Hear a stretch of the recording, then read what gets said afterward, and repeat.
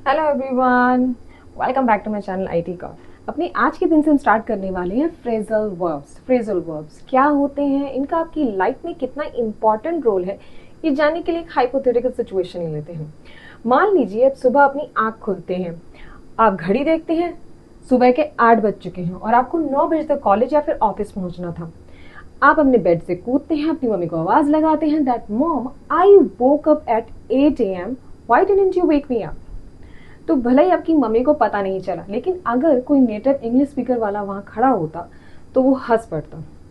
अब आप कहेंगे कि जागने को तो वेकअप ही कहते हैं, और यहीं पे 99% लोग मात खा जाते हैं। हिंदी में हमारे पास सुबह से लेकर रात तक की रूटीन के लिए सीधे सीधे शब्द होते हैं, जैसे जागना, नहाना, तैयार होना, लाइट बंद करना।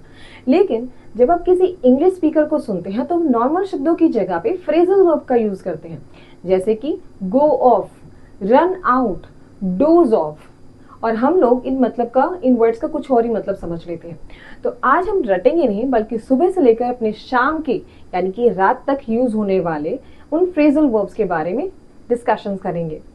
तो अगले 10 मिनट तक स्क्रीन से अपनी नजर मत हटाइएगा, लेकिन उससे पहले एक रिक्वेस्ट कि अगर आप इस चैनल पर आज ही आए हैं और नए हैं तो please subscribe my channel and access my playlist, ताकि अब तक ग्रामर से रिलेटेड जितने कॉन्सेप्ट हमने कवर किए हैं आप उनका बेनिफिट टाइम टू टाइम ले सकें और नए बनते रहे वीडियो की भी नोटिफिकेशन आपको प्रोवाइड होती रहे। तो स्टार्ट करते हैं हमारे आज के फ्रेजल वर्ब्स। अब अपने आज के पहले फ्रेजल वर्ब से अपनी क्लास स्टार्ट करते हैं। मोस्ट ऑफ द टाइम जब आपका अलार्म बजता है तो आप उसे इंग्लिश में कैसे ट्रांसलेट कर लेते हैं, जैसे कि माई अलार्म इज रिंगिंग। अब ये पूरी तरीके से गलत नहीं है, लेकिन नेचुरल स्पीकर कभी भी रिंगिंग का यूज नहीं करता, वो एक फ्रेजल वर्ब यूज करता है और वो है गो ऑफ। अब इसका कोई हिंदी मीनिंग नहीं है, ठीक है, क्योंकि अगर आप वोकैबुलरी में हिंदी मीनिंग करके देखेंगे तो इसका मीनिंग कुछ और ही है। तो आज के कॉन्सेप्ट में देख लें कि गो ऑफ कब यूज होता है। गो ऑफ का यूज तब होता है जब आपका अलार्म या फिर कोई बॉब अचानक से आवाज करे या फिर अचानक से फटे। तो इसका कॉन्सेप्ट देख लेते हैं कब यूज होता है।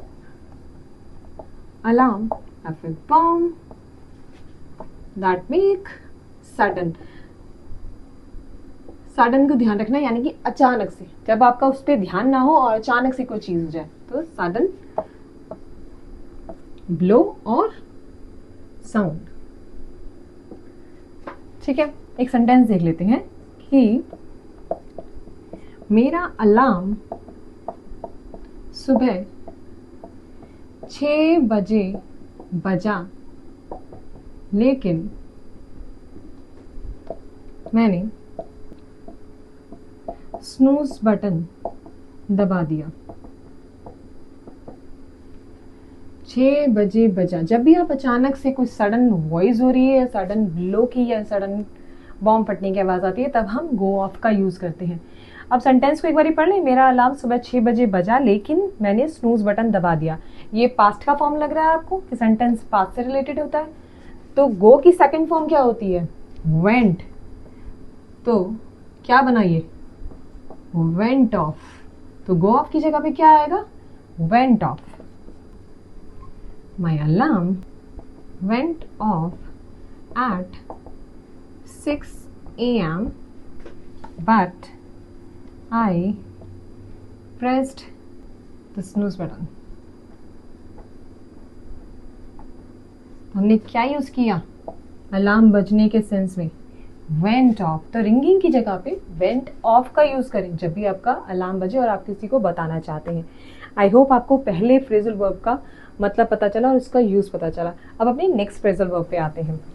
हमारा आज का सेकंड फ्रेजल वर्ब है गेट अप। बहुत फ्रिक्वेंटली सुना होगा आपने, बहुत सारे लोग इसको यूज करते हैं, लेकिन वो गेटअप को कई बार वेकअप से कंफ्यूज कर देते हैं। अलार्म बजने के बाद अगर आपने आंखें खोली हैं और अभी बेड पे लेटे हुए हैं, तब आप क्या बोलेंगे? गेटअप बोलेंगे या फिर वेकअप बोलेंगे? इन दोनों ही वर्ड का यूज डिफरेंट सिचुएशन में होता है। कई बार लोग वेकअप की जगह पे गेटअप का यूज करते हैं और गेटअप की जगह पे वेकअप का यूज करते हैं। तो आज की कंफ्यूजन हमेशा के लिए खत्म कर देते हैं। वेकअप का यूज कब होता है? वेकअप का यूज तब होता है जब आपने आंख खोली है, नींद अभी आपकी टूटी है, लेकिन आप अभी भी बेड पर ही हैं। So you are still in bed, तब हम वेकअप का यूज करते हैं। लेकिन जब आप बेड को छोड़ देते हैं तब हम गेटअप का यूज करते हैं। तो गेटअप का यूज होता है when you leaving the bed. तो इस कंफ्यूजन को आज खत्म करना है हमें कि वेकअप कहाँ यूज होता है और गेटअप कहाँ यूज होता है। वेकअप, आप अभी भी बेड में हैं, चाहे आपकी नींद अभी अभी टूटी है, आपने आंखें खोली है। गेटअप कब यूज होता है? जब आप अपना बेड छोड़ देते हैं। अब इस पे एक एग्जांपल देख लेते हैं। मेरी आंख 6:30 बजे खुली, लेकिन मैं बेड से सुबह 7 बजे से पहले नहीं हिला। तो आप बताइए पहले सेंटेंस में क्या यूज होगा, वेकअप या फिर गेटअप? और सेकंड सेंटेंस, सेकंड हाफ में क्या यूज होगा, वेकअप या फिर गेटअप? तो अब इस सेंटेंस को ट्रांसफॉर्म कर लेते हैं। आई होप कि आपने ये नोट डाउन कर लिया होगा। जल्दी से नोट डाउन कर लीजिए क्योंकि अब मैं रेज करने वाली हूँ। अब इसको ट्रांसफॉर्म करते हैं।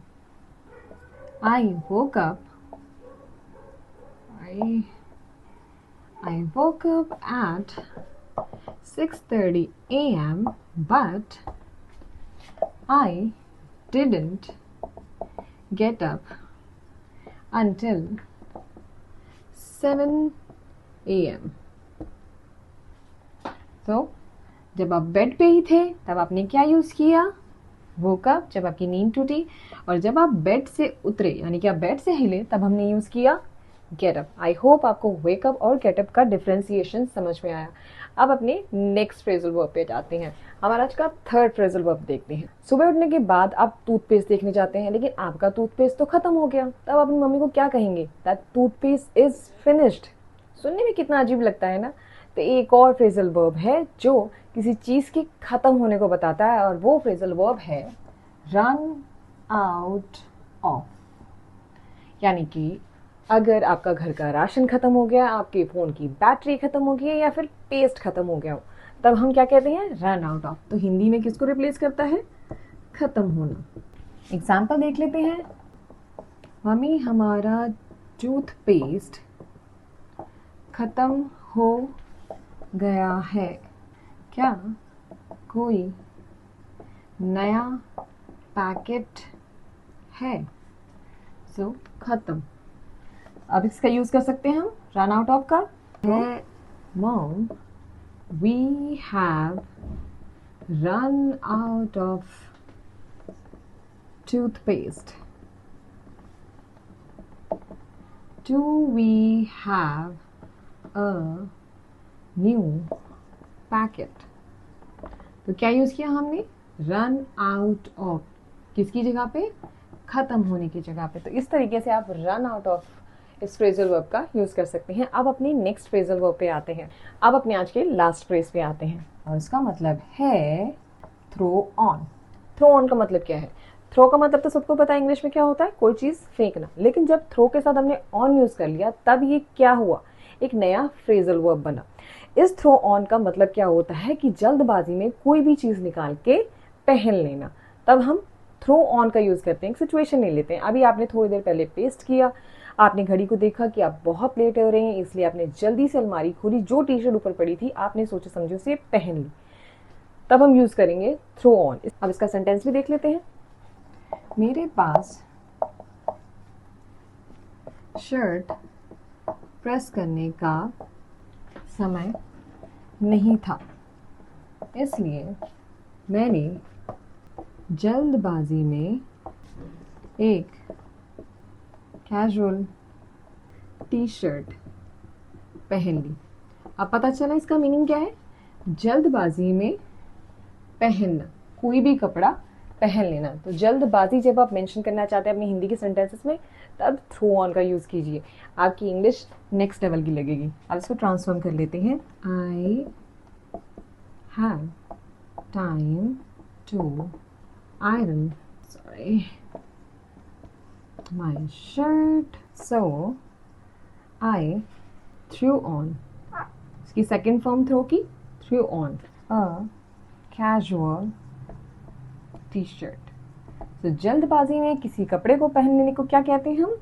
Throw on. और उसकी सेकंड फॉर्म क्या हुई? Through on. आई होप कि आज के कॉन्सेप्ट यानी कि फ्रेजल वर्ब का यूज़ आपको समझ आया है। इन फ्रेजल वर्ब की खुद प्रैक्टिस कीजिए, डिफरेंट सेंटेंसेस फॉर्म कीजिए और कमेंट में ज़रूर मेंशन कीजिएगा। अगर कॉन्सेप्ट से रिलेटेड अब भी कहीं कोई डाउट्स है तो don't forget to mention in the comment. Till the time, keep reading, keep speaking, don't forget to like, share and subscribe, and we'll see you in our next video. Bye bye.